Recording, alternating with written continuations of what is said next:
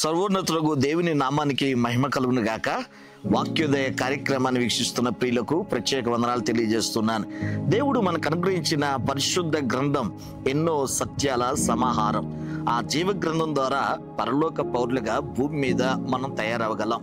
తండ్రి పోలిక క్రీస్తు స్వభావం కలిగిన వారిగా జీవించడానికి పరిశుద్ధాత్మ వాక్యం దేవుడు మనకు అనుగ్రహించిన అమూల్యమైనటువంటి అభిషేక ఆశీర్వాదాలు. ప్రియులారా, అలాంటి జ్ఞాన సత్య స్వరూపమైనటువంటి జీవ గ్రంథంలో నుండి ఒక ప్రాముఖ్యమైన సత్యాన్ని మీ వినికిడిలో తేవాలని ఆశపడుతూ ఉన్నాను. పరిశుద్ధ గ్రంథంలో పౌలు సంఘాలకు పత్రికలు రాస్తూ చెప్పకనే చెప్పిన ఒక సత్యం ఏంటంటే, ఈ మూడు అనుభవాలు లేకపోతే పరలోక పౌరుడుగా దేవుని సొత్తుగా స్వకీయ సాంపాక్యంగా మారడం చాలా కష్టము అనే విషయాన్ని పరిశుద్ధ గ్రంథంలో తేట తెల్లం చేశారు. పౌలు చెప్పిన ఈ మూడు అనుభవాలు మనకు లేకపోతే పరిశుద్ధ దేవుని పట్టణం చేరడం చాలా కష్టం. అందులో మొట్టమొదటి అనుభవం కొరింథీయులకు రాసిన మొదటి పత్రిక 2:14 ఆత్మానుభవం చేతనే వివేచింపదగును గనుక అతడు వాటిని గ్రహింపజాలడు. దేవుని సంగతులు, దైవికమైన విషయాలు మనకు అర్థమవ్వాలంటే వాక్యంలోని సంగతులను గ్రహించడానికి ఆత్మాభిషేకంతో కూడిన అనుభవం కావాలి.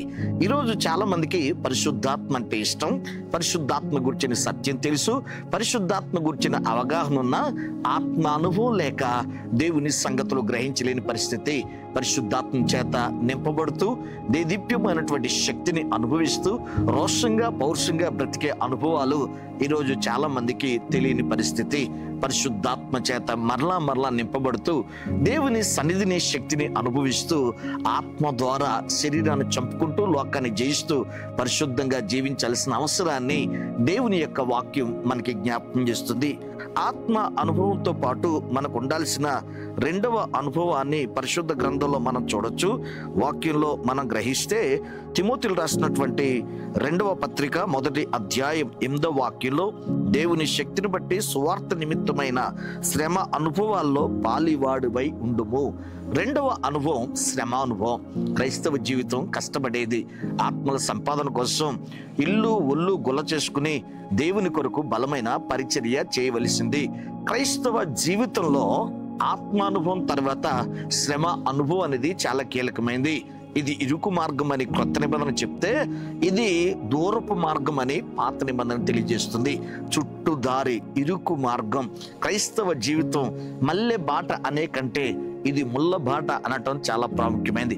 ప్రియులారా, మనకు అర్థమవలసింది ఏంటంటే, క్రైస్తవ జీవితంలోకి వచ్చిన తర్వాత, ప్రభువు యేసుక్రీస్తుని ధరించిన తర్వాత మనము శ్రమలు అనుభవించి దేవుని రాజ్యం చేరవలసిన వారుగా ఉన్నాం.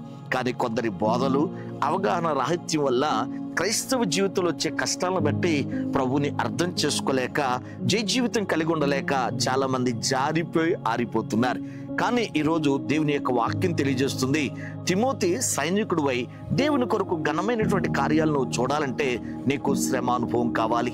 ఆత్మ అనుభవాన్ని చూసాం, రెండవది శ్రమ అనుభవం చూసాం.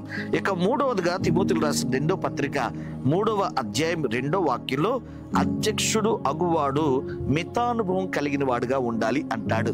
మిత అనుభవము అంటే తగ్గింపు. అసలు ప్రభు మనకి నేర్పిస్తున్న సత్యం, నా యొద్దకు వచ్చి నేర్చుకోండి, నేను సాత్వికుడను, దీన మనసు గలవాడను. ప్రభువుని యేసుక్రీస్తు ఎంతో తగ్గింపు కలిగి ఈ లోకానికి తగ్గింపును పరిచయం చేశాడు. సర్వసాధారణంగా అతిశయానికి, ఆడంబరానికి లేదా ఘనతకి, పేరుకి, ప్రఖ్యాతికి పాకులాడేటువంటి మానవ జీవితానికి ప్రభువుని యేసుక్రీస్తు లోకానికి వచ్చి ఆయన సింహాసనం మించి శిలువ మీదకి వచ్చి ఆయన ఎంతగా తగ్గించుకున్నాడో ఆ తగ్గింపు ప్రపంచానికి ఒక ఆదర్శం. అవును, ప్రభుని నమ్ముకున్న తర్వాత మన పేరు ప్రఖ్యాతుల కోసం పాకులాడడం కాదు, కానీ దేవుని మహిమ కొరకు, ఆయన రాజ్య విస్తరణ కొరకు మనం నిరంతరం పనిచేయాల్సిన వాళ్ళగా ఉన్నాం. అధ్యక్షుడు అయ్యేవాడు, కాపరి అయ్యేవాడు, దేవుని పని కొరకు, దేవుని కొరకు జీవించాలనుకున్నవాడు మితానుభవం కలిగి ఉండాలి. కాబట్టి ఈ రోజుల్లో ఆత్మానుభవం, శ్రమానుభవం, మితానుభవం కలిగి ప్రభు రాకడ కొరకు ఆయత్తపడే జనములో ఆయన సంఖ్యలో సభ్యులు ఒకటకు సిద్ధపడాలని అట్టి కృప పరిశుద్ధాత్మ దేవుడు మీకు అనుగ్రహించాలని ప్రభు పేరట నేను దీవిస్తూ ఈ మాటలు ముగిస్తున్నాను. God bless you.